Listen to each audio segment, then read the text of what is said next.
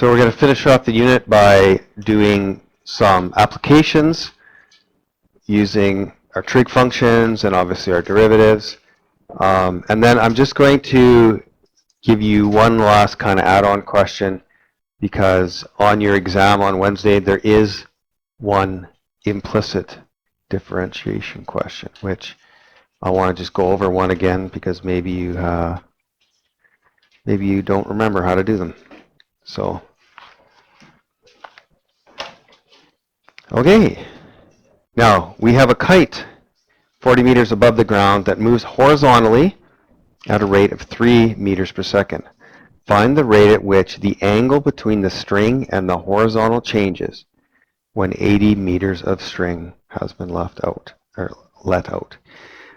So that would be our snapshot, the 80 meters. Well, let's kind of get a visual of what's going on right now. So you've got a kite. Okay, now remember, I'm a trained professional, so don't get intimidated by these drawings. And then we have a string to the ground. You've got your person holding the kite. Oh, this isn't going well. This pen's not very accurate today. Yes, it's the pen's fault. Whoa, I got to do an alignment here.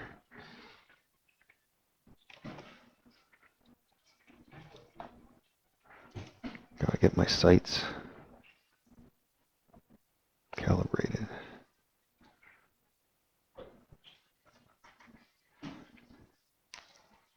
Oh, get out of there, little arrow. Can't see my...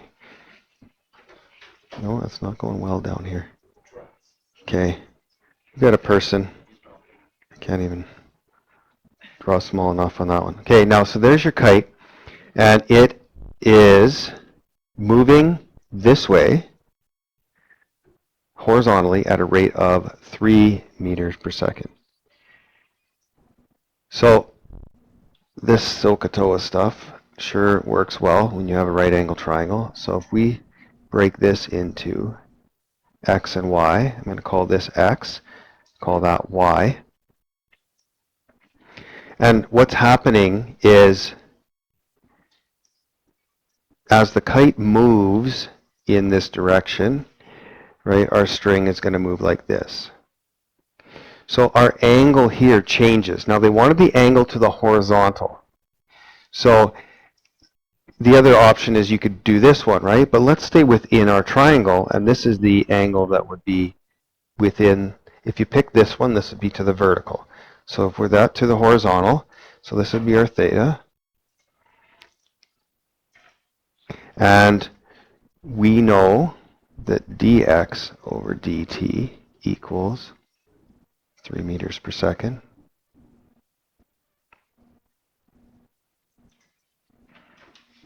Find the rate at which that angle is changing. Okay, so we are looking for d theta dt.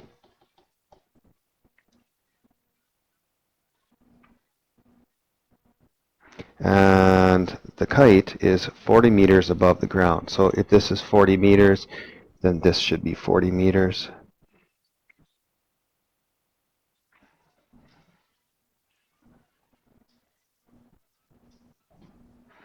Okay. Now, right now, we do have a relation that we could build, because from this angle, there's the opposite, and we have the adjacent. The opposite, I know. The adjacent's good because I'm looking for dx over dt, so I should get that x in there. So opposite over adjacent would be tan theta equals opposite is 40 over x. Now we can go do the derivative on it this way, which works. But I do find when you do these, get x up top by itself. So this would, these two can just trade places. X would equal 40 over tan theta. And you're still doing the quotient law, but if you understand that tan on the bottom, this is like a 1 up here, right? So 1 over tan is cotan.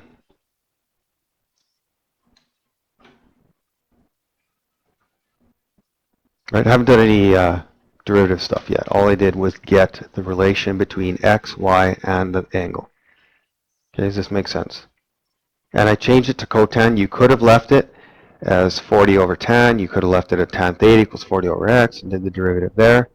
But this one does work out to be pretty nice when you do the derivative on it. So we know dx over dt, so that's telling me right away, let's find the derivative. So dx over dt equals the 40, and cotan, we're looking on our,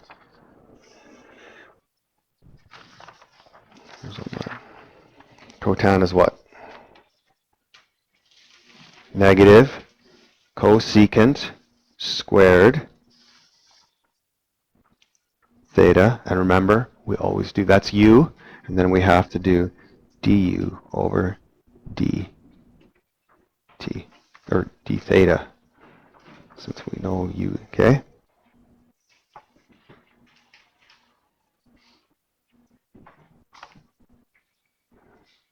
Now we're looking for dx over dt. No, sorry, we've given dx over dt. We're looking for d theta over dt.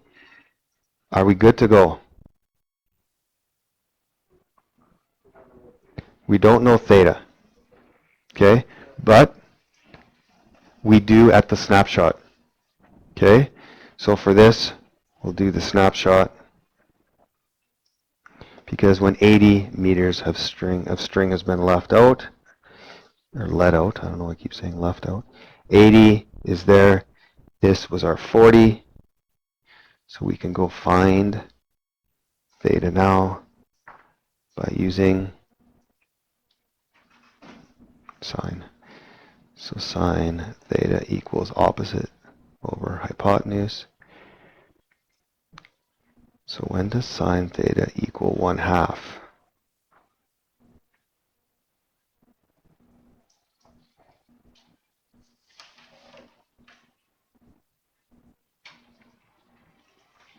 Now, here's a trick. You can go find theta. It's cool. Then shove it into cosecant theta. But what really works out, whose sine's buddy, is cosecant equals 2. And what's really nice about it is you don't have to go find the angle and then take the angle and put it in and then go find the, right? Because now we can just do a direct substitution. So this is negative 40. Right? I'm just bringing this negative out front. And cosecant squared, so, but I know cosecant, that's 2. And I will square it. And we don't know, oh, we know this is 3. It's going in a positive direction too, it's going out, so that'll be positive, and then we've got d theta over dt. Okay, so maybe just draw an arrow here to here, so we can figure out later, when you're looking at that, how did that just turn into a 2 squared? Now I just have to divide that out. This is 3 over negative 160 equals d theta over dt. Now that may seem like a weird angle, but remember this is in radians, right? So this equals in decimal. You could leave it that way if you wanted to, but or 0.01875, and that would be radians per second.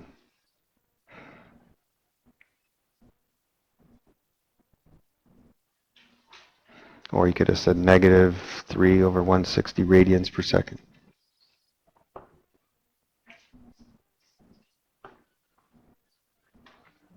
The angle should be getting smaller, right? As you know, this gets to here. See how this is much smaller? Over here, it's quite large. But how it's always going to be in radians. Is that what you asked? Oh, I thought you said the negative. How do you know it's negative? Oh, yeah, it'll always be in radians. Okay. This one's a fun one. The displacement, remember displacement, equals 2 sine t plus sine 2t. And they give us a restriction on our domain. Okay, so there's kind of two fun parts to this one, where s is given in meters and t is seconds. Find the absolute max and min displacements. Now you can find absolute min and max because it is on a restricted domain. Okay, if it was obviously in the reals, you don't know for sure, but we will because we are going to do it in a domain between negative pi over 2 and pi over 3. Okay, now S is, again, I'm just going to write it out, 2 sine t plus sine 2t. This is a good question because students get mixed up with these subtleties, right? That's twice the angle in there, where the first one isn't. It's 2 times sine. Now, to find max or min, we're going to do derivative. So ds over dt equals, now sine theta is cos theta, so 2 cos t. And we could do dt over dt, but we don't have to. Oops. And then plus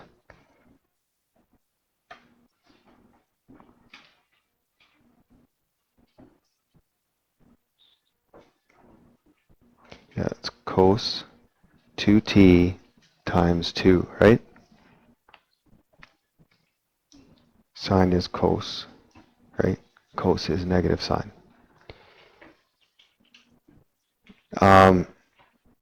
Now, just to make this a little less confusing when I do the next step, I'm putting the 2 out front.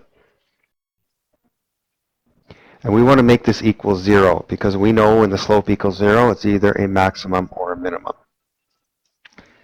Now, the big question is, what do we do now? How do we start getting this to equal when it equals 0? Any suggestions? You can't because one's a cos t, the other's a cos 2t. No, you can't take out a part of an angle. Okay, this is kind of held captive in here. Well, you can't because the insides are not the same. Yeah, you could take out a 2, but you're left with... Yeah, you could. Okay, you know what? Just for the sake of... I want you guys to feel like you're contributing. I will do this.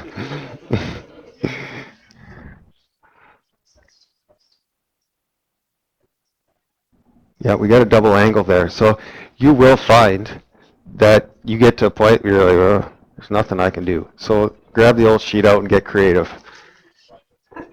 There's got to be something on here that'll work. So we see a double angle.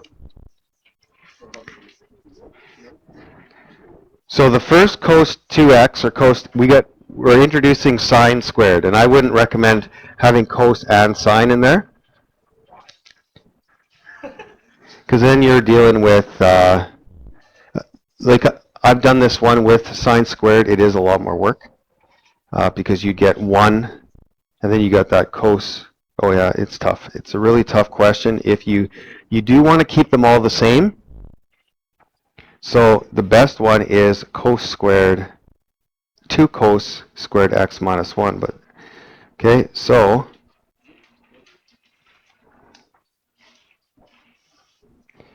this would equal 2, and then we've got cos t plus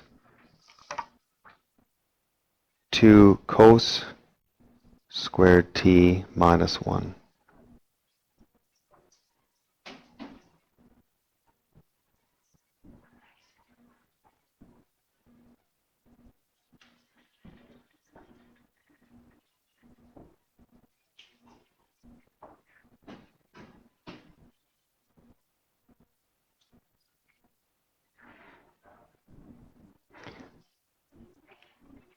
So get it going like this, 2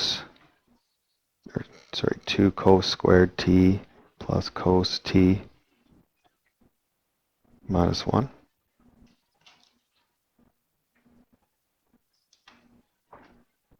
So now you're into a quadratic.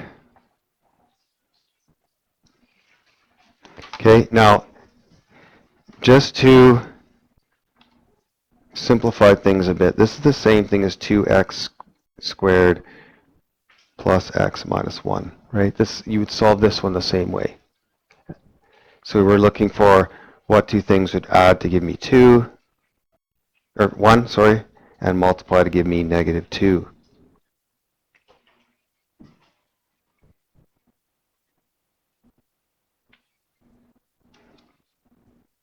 And negative 1. So this would be 2x squared minus 2, or plus 2x minus 1x minus 1. Take out a bracket out of the first set, or take something out. We can take out a 2x, leaving me with x plus 1. So we can take out a negative 1, leaving me with x plus 1. So we're at 2x minus 1 times x plus 1. Now wherever you see an x, we'll put a cos t. So 2 bracket 2 cos t minus 1 cos t plus 1.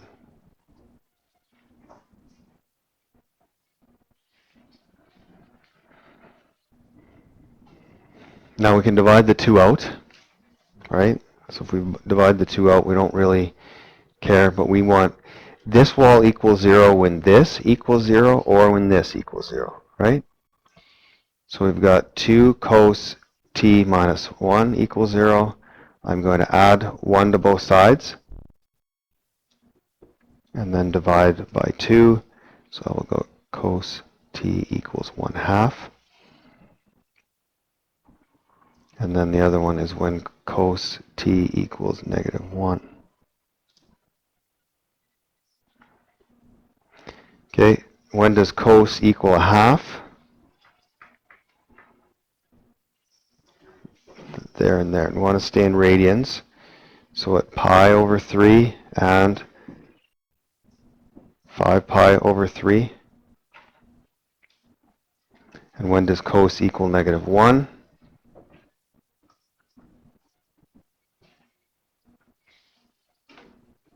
When does cos equal negative 1? At pi. So at this point, these are things that you would normally try, but they gave us a domain between negative pi over 2. Now negative pi over 2 is here, right? And pi over 3, which is there. So this is our domain. We have to stay in between there and there to be able to answer this question. So you can see that pi, this is out of domain.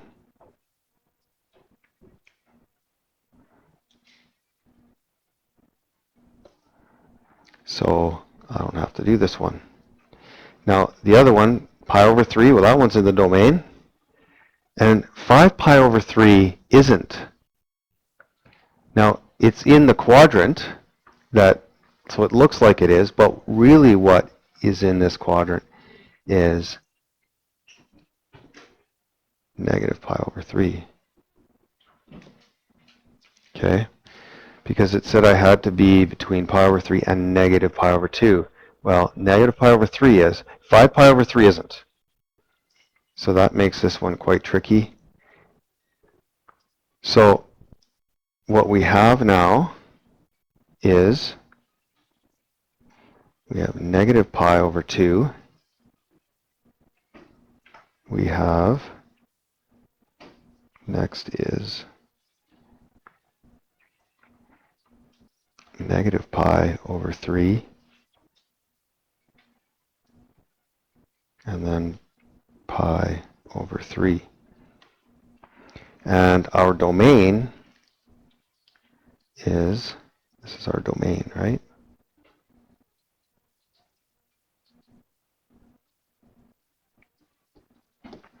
So all you have to do now is test each one of these, and you always want to test the endpoints. That's why we want to test negative pi over 2, because if it is the tallest or lowest point, then it's an absolute. Pi over 3 we will test for two reasons. We found out that that is a maximum or a min, and it's an endpoint. Okay, so now you just test each point. So we want to find out their y values, because their y values tell us if it's a max or min. So we want to go into the main. So let's work from left to right. We got s at negative pi over 2. Okay, we've got 2 sine negative pi over 2 plus sine negative pi over 2. Oh, 2 times negative pi over 2. There's a 2 there.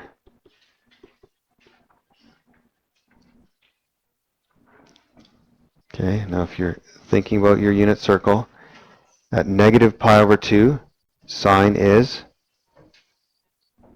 negative 1.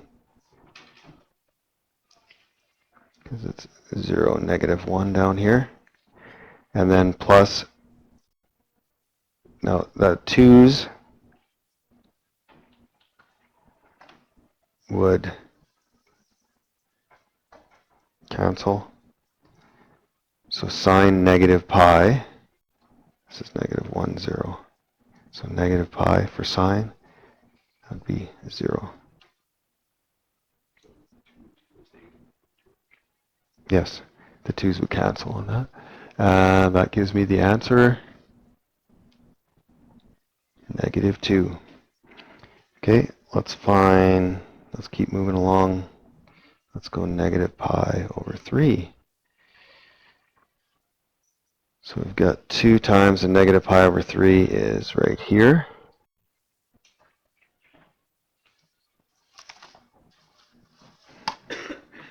Okay, and then this is half negative root 3 over 2 down here. So that would be times sine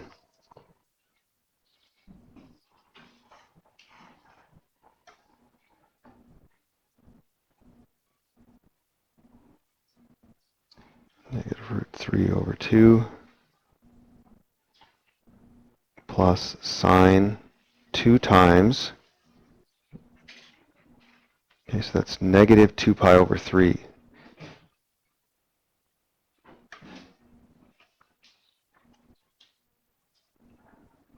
Okay, I should have maybe missed this step, but I got to find sine 2 times negative pi over 3, which is sine negative 2 pi over 3.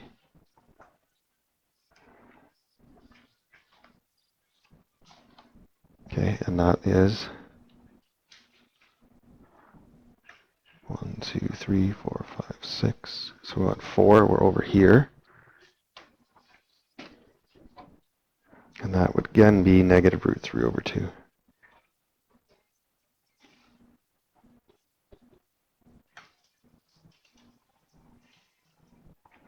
So this equals negative 3 root 3 over 2. So you get negative root 3's over 2 and a negative root 3 over 2. Okay, and then we'll find the last one, which is our endpoint and a max or min. So we're going to find sine pi over 3. So 2 times sine pi over 3. So we're up here. This is 1/2 root 3 over 2. Okay, so we will get 2 times root 3 over 2 plus, now I've got sine 2 times pi over 3 again.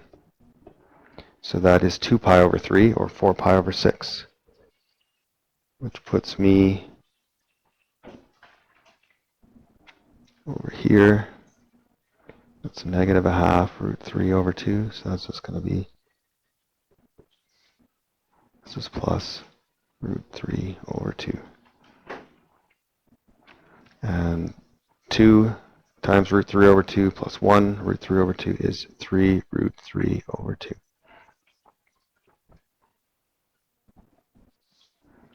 Okay, so this would be absolute min. It is the smallest number, and this is absolute max.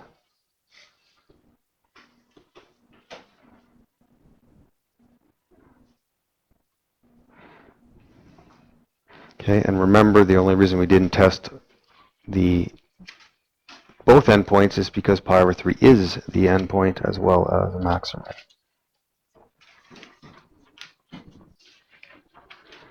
Okay, we've got two corridors whose width are 64 units and 27 units respectively meet at a right angle. Calculate the length of the longest rigid beam that can pass from one corridor to the other which slid along the floor. Assume the width of the beam is negligible. So kind of a theory question, obviously. You're not going to have a zero width beam. But we want to find out what is the longest beam possible. So the trick to this one is first building triangles, right? We've got one right angle triangle here and another right angle there. We know that you've got 64 would be the, I guess, x of the one triangle, and 27 would be like the y of the other one. And since we're doing similar triangles, when you move this beam, this angle and this angle will change the same. Now, if you did it, of course, you could do this question using these two angles as well up here. Okay, doesn't matter. But let's pick this one. Now, we can call, since we have two triangles, we can call this L1 and this L2. Now, we want L1 plus L2 to be a max or a min? Max. We want the largest possible. Okay? So, we want L1 plus L2 to be max.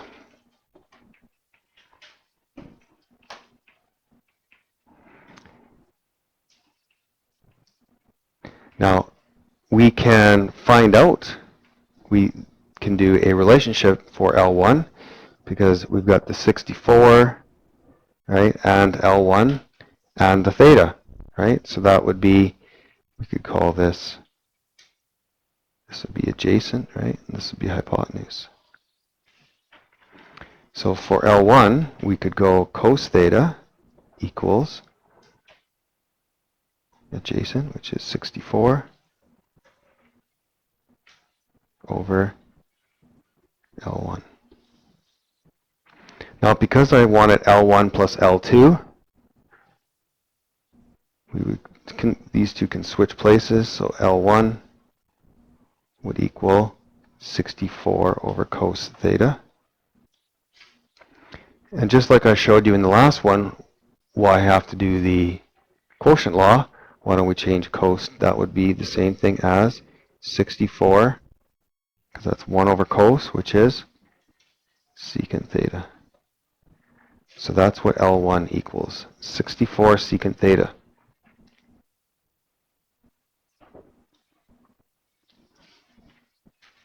Okay, L2. Now the relationship, they give us the opposite. And we're looking for hypotenuse. So that would be sine theta equals opposite is 27 over L2. Sine theta and L2, they can trade places. So L2 equals 27 over sine theta. We could use the quotient law, or we could just change that to 27, 1 over sine theta is cosecant theta.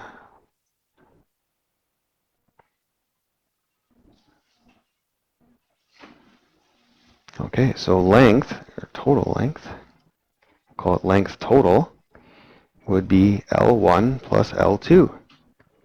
In our case, that would be 64 secant theta plus 27 cosecant theta.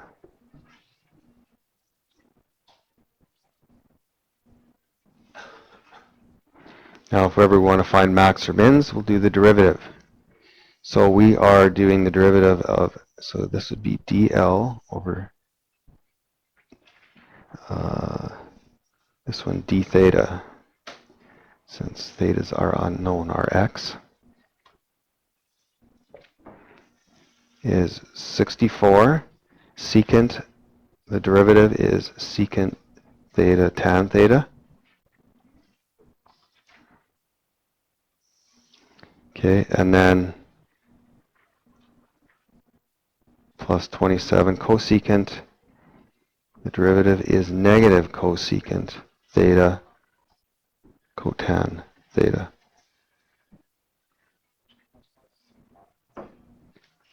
No, because that would be d theta over theta, and that would go away. Okay, and just to make life a lot simpler, you can put this minus sign out front here.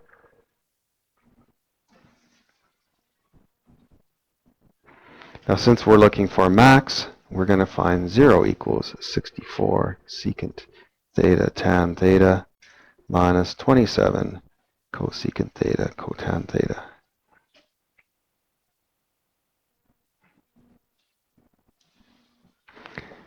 No snapshot was given, right? So let's just go see if we can solve this. I'm going to bring the negative 27 to the other side. So I get 27 cosecant theta cotan theta equals 64 secant theta tan theta.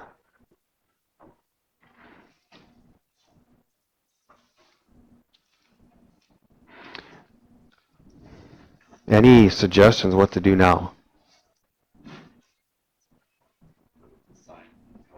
Yeah, get rid of all these, because maybe things will cancel out. We don't even know that, right? So this would be 27. Cosecant is 1 over sine theta. Cotan is cos theta over sine theta. Okay, that's not canceling over there, but it's worth a try. 1 over cos theta. And then tan is sine theta over cos theta.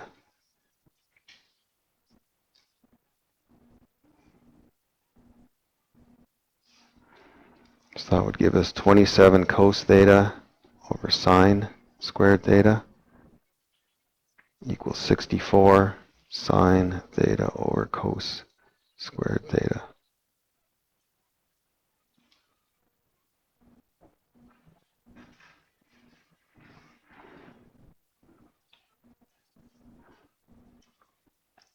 See anything to do now?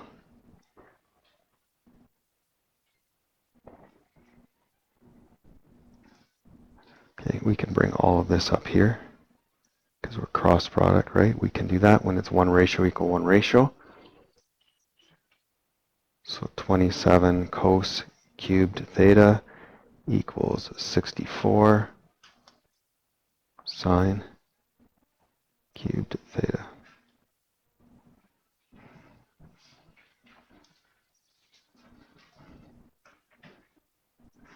Now we can bring the 64 down under the 27 equals sine cubed theta over cos cubed theta.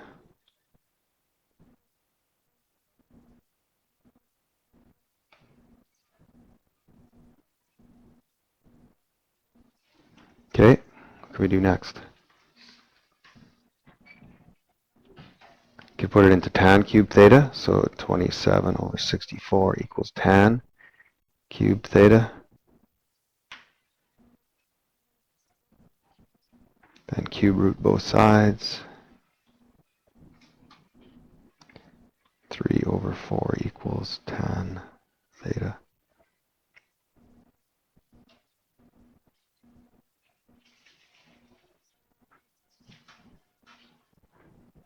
Now, one thing you could do, obviously, is find theta now and plug it back into your L1, L2 formulas, okay, and then add them together.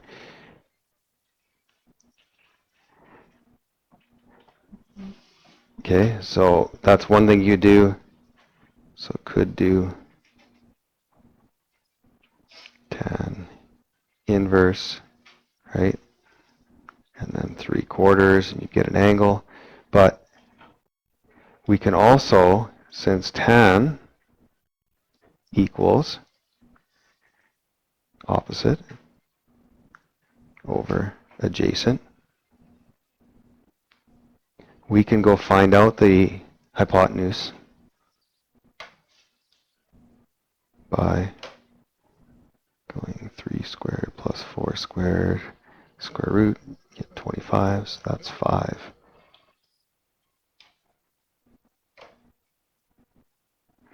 So L1 equaled 64 times secant theta. Okay, so secant theta equals, well, secant is cos, right? So cos is 4 over 5. So, actually I'm going to write this down so you guys know what I'm doing here. So I know secant theta is 5 over 4. So you just have to go 64 times 5 over 4, which equals 80. For L2, it was 27 cosecant theta. Now cosecant is sine's buddy. Sine is opposite over hypotenuse, 3/5. So cosecant would be 5/3. So it would be 27 times 5/3. And you will get 45. So longest beam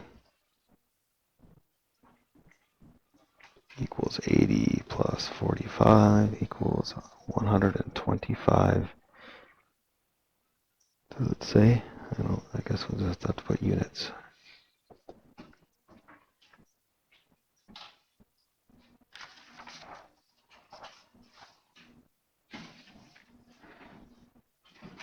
Okay, so I just want to do one implicit. You should have blank paper at the back of your book. Or you could even do it at the top of the next title page. I just want to do one with you to make sure that, so an implicit example. So y squared equals sine tan y plus x squared.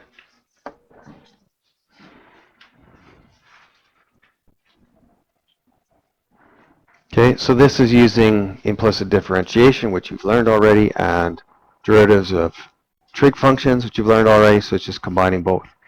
Now, let's go from left to right. Since this is all done to x, right, we're going to have to go, this is 2y times dy over dx.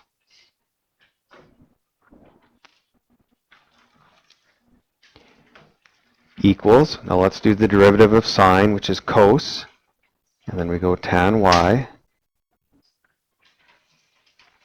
We're going to do the inside of tan y, which is secant squared y, and then we have to do the derivative inside, which is dy over dx, plus the derivative of x squared is 2x.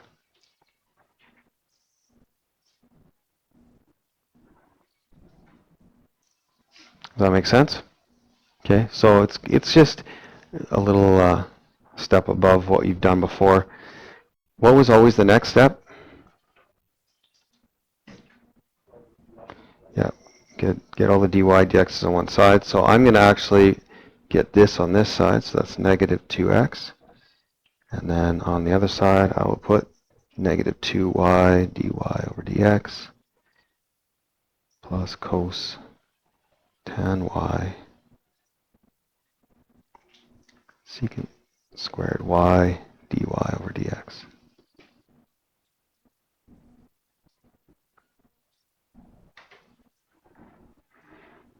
Then what do we do? Yeah, dy over dx out. That negative 2x is there. So that would be negative 2y plus cos tan y secant squared y. And then the next step was always to take all of those brackets and put them underneath, right? So we would have negative 2x over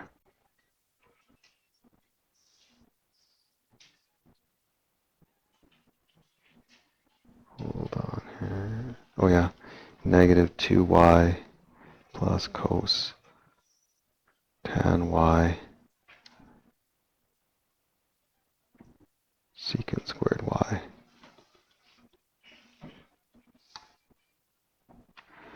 Now you could even take this one step farther and take out this negative sign here, right? So it'd be negative 2x over negative. You can take that out to be 2y minus cos tan y